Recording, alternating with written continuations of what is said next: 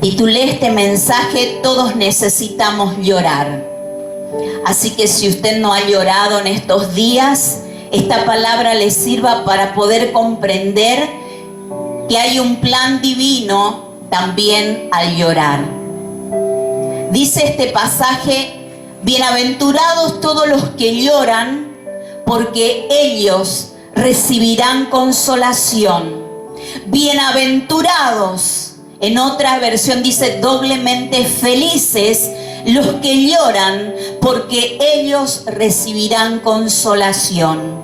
Qué gratificante es saber que tenemos este alto beneficio como hijos e hijas de Dios, o como individuos simplemente, al recibir la palabra y al recibir esta promesa de poder ser consolados en los momentos más angustiantes y más difíciles de nuestras vidas. Podemos tomar esta expresión y hacerla nuestra. Sin embargo, hay quienes evitan hacerlo.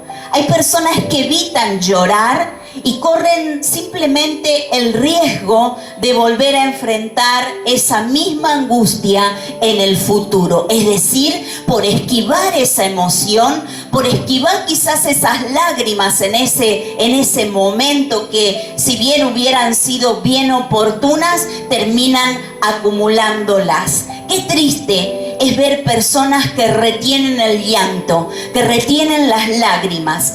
Hay personas también que no pueden hacerlo. No es que no quieran hacerlo, no pueden hacerlo porque quizás están impedidas físicamente. Hay ciertas patologías físicas que impiden a algunas personas no llorar. Pero sin embargo hay otras personas que no lo hacen, no por no tener alguna patología física que respalde esa conducta de no llorar, de aguantarse el llanto. Simplemente no pueden manifestar con lágrimas el dolor, la angustia, la bronca que sienten, y levantan como cierto mecanismo de defensa que la persona activa en ciertos episodios, en ciertos momentos de la vida, y se dicen muy adentro: no vale la pena llorar por esto.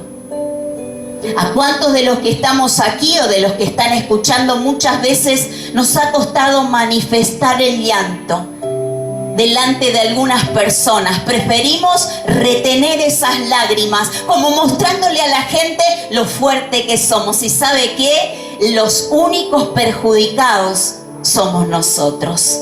Las inhibiciones sobre el llanto pueden ser y pueden estar dadas por diferentes situaciones o diferentes cosas. Una de esas es la cultura, la influencia de las diferentes culturas.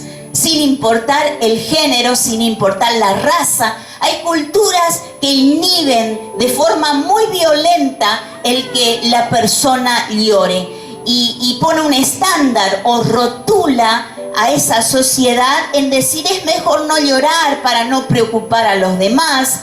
No llores porque te vas a poner peor. ¿Vieron esos consejos que por ahí llegan a nuestras vidas y realmente no tienen cabida alguna en lo que estamos viviendo? Pero sin embargo, ahí están. Por otra parte, hay una generación también, especialmente una generación de hombres, hombres mayores, que desde muy temprana edad se le transmitió constantemente que no debían llorar. Le decían los padres: está prohibido para el hombre, para el varón, llorar. Eso es cosas de débiles. Los débiles lloran. Una generación de hombres adultos, mayores, que llegan a la vejez sin tener la oportunidad de llorar, y al mismo tiempo sin tener la oportunidad de recibir el consuelo de Dios a través de ese llanto. El llanto, sin embargo, está presente en toda la Biblia. El llanto, sin embargo, está visto como algo bueno en la Biblia. Y yo quiero mostrarle bíblicamente algunos personajes importantes que nosotros consideramos como hombres y mujeres de Dios que se animaron a llorar en las diferentes etapas y episodios que le ha tocado vivir. Por ejemplo, Abraham lloró la muerte de su esposa, la muerte de Sara. Eso dice la Biblia. Y la lloró, ¿por qué? Porque la amaba, porque había establecido un vínculo tan fuerte con ese ser querido que cuando ya no estuvo físicamente, tuvo que llorarla. David lloró por soledad y David lloró por incomprensión y también lloró por la carga profunda de su pecado no confesado. Dice, mis lágrimas son mi pan de día y de noche, dijo David.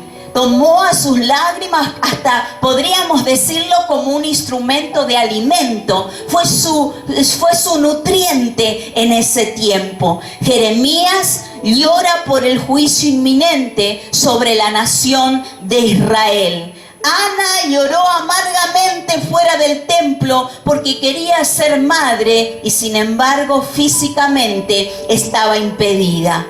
La mujer pecadora que lavó los pies de Jesús también con sus lágrimas estaba verdaderamente arrepentida por recibir ese perdón y lloró en esa escena. Dice que con sus lágrimas estaba limpiando los pies de Jesús. Pedro, un discípulo tan amado por Jesús, dice la Escritura que lloró amargamente. ¿Sabe cuándo? Después de haber negado a aquel que le había amado, aquel que le había instruido, aquel que le había enseñado. Después de haber negado 3 veces, dice la Biblia, que lloró amargamente. El apóstol Pablo también fomenta el vínculo cristiano a través de las lágrimas y dice en Romanos 12:15, gócense con los que se gozan y lloren con los que lloran. Es decir, el llanto es un vínculo de hermandad, no es un vínculo de debilidad. Es un vínculo de hermandad. Aprendamos a llorar con los que lloran. Eso dice Pablo. Es interesante también saber que la primer forma en que todos los que estamos acá en algún momento nos hemos comunicado con nuestros seres queridos ha sido el llanto. ¿Cuándo, pastora? Cuando nacimos, cuando fuimos bebé y salimos de la panza de nuestra mamá, lo primero que busca el médico, el pediatra, el enfermero, el que está asistiendo en el parto, es que el bebé llore. Lo primero que busca la ciencia en el nacimiento es que el niño o la niña llore, porque eso le garantiza al bebé el nivel de supervivencia que tiene. El pediatra, el médico sabe que él solo con su llanto va a poder autosustentarse y va a poder llamar la atención de su medio, de su entorno, solamente llorando. Todos hemos llorado en algún momento. Qué precioso es el llanto.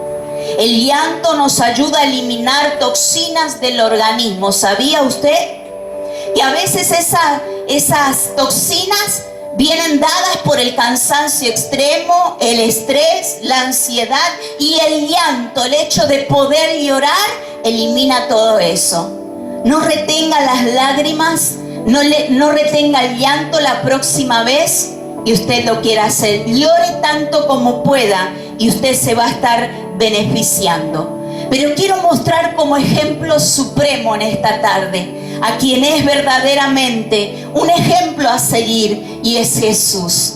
Mostrar cómo Jesús también lloró. Dice, encontramos el primer pasaje en Juan 11, 32 al 36, después usted lo lee.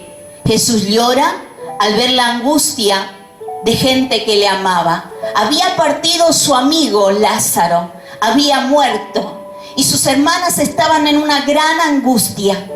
No podían ser consoladas de ninguna manera porque ellas habían dado aviso a Jesús de que Él estaba muerto, que necesitaban su presencia antes. Pero Jesús Aparentemente llegó tarde, 4 días después. Sin embargo, dice que cuando vio esta escena y vio la gente que estaba allí, él no pudo contenerse y lloró. Dice, María llegó a donde estaba Jesús y al verlo se postró a sus pies y le dijo, Señor, si hubieras estado aquí, mi hermano no habría muerto. Jesús, al verla llorar a ella y también a los judíos que la acompañaban, conmovido y turbado, preguntó, ¿dónde lo pusieron? Le respondieron, ven, Señor, y lo verás. Y dice ahí, y Jesús lloró. Y Jesús lloró. ¿Qué ejemplo nos deja Jesús?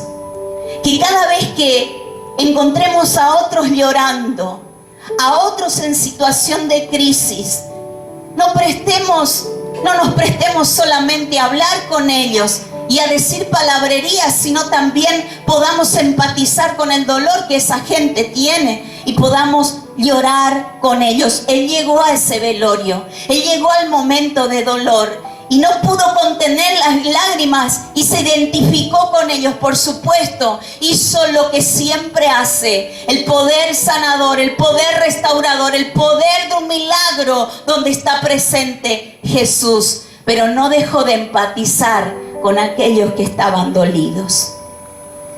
Lo segundo, Jesús llora por los pecados de la humanidad. En Lucas 19:41 podemos leer, cuando se acercaba a Jerusalén, Jesús vio la ciudad y lloró por ella. Dijo, cómo quisiera que hoy supieras lo que te puede traer paz, pero ahora eso está oculto a tus ojos. Cuando Jesús ve a Jerusalén, se larga a llorar. Se echó a llorar, dice otra versión. ¿Por qué lloró? Porque Jesús conocía los pecados pasados, los pecados presentes y los pecados futuros de toda una tierra. Yo creo, y hoy yo le preguntaba al Señor en mi sencilla oración por la Leonesa, Señor, si tú entraras hoy a esta ciudad, si entraras hoy a la Leonesa, ¿cuál sería la actitud? ¿Cuál sería la actitud de sentimiento, de emoción que manifestaría sobre esta ciudad? Escojo creer que Él no lloraría por los pecados. Escojo pensar que se alegraría por ver a un pueblo pujante, a hijos e hijas suyas predicando el evangelio en esta tierra. Escojo pensar que Jesús al entrar a esta ciudad no lloraría, sino que se alegraría porque ha resucitado de muerte a vida. Escojo pensar eso. Sin embargo, cuando entró a Jerusalén, no pudo no evitar llorar. Lloró por ver la tierra invadida de pecado, invadida de negación a su persona. Al único que podía darle salvación, ellos lo rechazaron.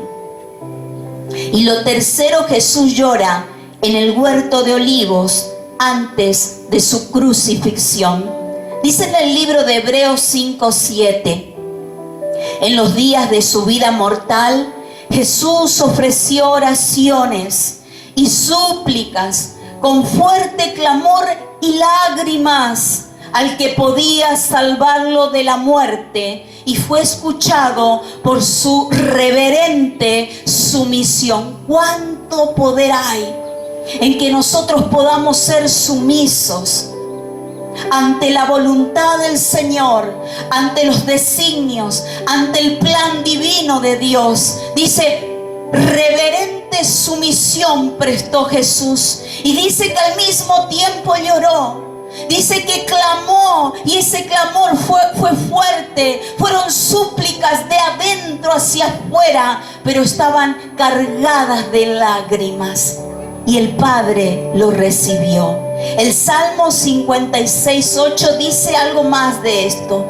Tú llevas la cuenta de mis huidas, decía David. Tú recoges cada una de mis lágrimas. ¿Acaso no las tienes anotadas en tu libro? ¡Qué precioso es poder pensar por un momento que cada vez que nosotros lloramos, que cada vez que derramamos lágrimas, Dios las anota en su libro. Dios las considera y las guarda en una copa. Las reserva para un momento especial. Qué precioso es saber que Él tiene en cuenta todo y que recoge aún nuestras lágrimas, nuestras penas y nos acompaña. Llorar alivia las cargas. Así que si usted se ha estado sintiendo un poco pesado, pesada, cargado, lleno de angustia por muchas cosas que al mundo le ha acontecido. Ha cambiado mucho el mundo en estos días y ciertamente no para mejor sino para peor. Y cuando vemos algunos episodios, no sé si le pasa a usted o solamente a mí, cuando vemos gente que pierde su familiar, cuando vemos gente que se le cierran sus negocios, yo he llorado por eso, porque he visto gente del dolor mismo salirse de su tierra, de su casa, de sus parientes e irse a otras provincias.